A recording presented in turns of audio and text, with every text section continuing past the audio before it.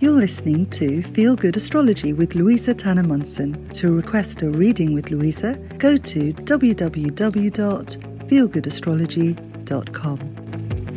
Hey there, Gemini. How are you doing? It's Louisa Tannermunson from Feel Good Astrology. Welcome back.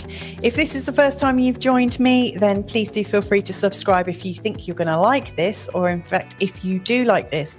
Now, for those of you that like a good forecast, you Geminis, this is quite an intense month.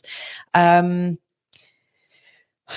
ruler, which is Mercury, as you probably know, is going retrograde just after the new moon and total solar eclipse on the 21st. That's going to be a big thing. We've also got Venus coming into your sign, which I see as being quite a nice thing, although it is having quite a nasty square around the 14th. So let's dive right in, and I'll share with you what I think will be your highlights and also some of the things that you might want to look out for. So anyway, in the first week, there's a lot of different things going on, in particular the full moon, which is happening in the sign of Libra, where things are likely to get a bit choppy and a little bit embarrassing and a little bit difficult, as it does for most people.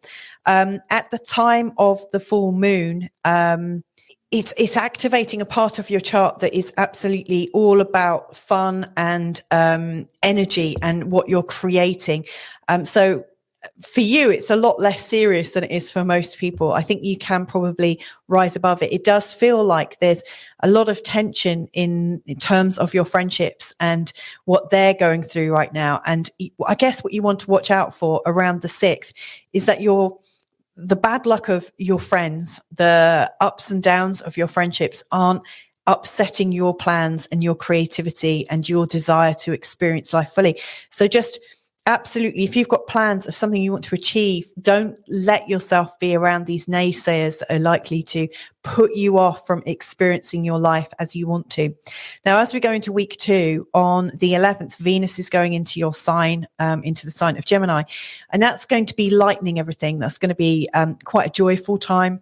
When Venus goes through our sign, it tends to be a sign when we scrub up, when we look good, when we feel good, and when we're at our sort of maximum level of attractiveness.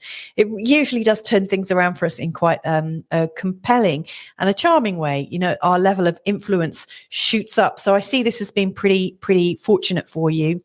Though on the 14th, we've got quite a tricky day. And in particular, it is a time when you're likely to feel that there are a lot of judgments going around, and in really controlling ways. There are people that are trying to almost coerce you to feel in a certain way, and that just feels almost quite bullying. So you want to avoid that as much as possible. And yet at the same time, there's this square to Venus in your first house, and that square is absolutely I think showing up at home, you know, it almost makes us feel a bit lonely. So it feels like there are belief systems going on, and there's almost a sense of loneliness at home. So I would take action to ensure that lightheartedness that is arriving from the 11th, you know, where you're feeling more attractive and a lot more influential. I would find a way to, again, stay away from naysayers and keep your positive vibes really uplifted. That's more so for you than any other sign, I would say, in this month ahead.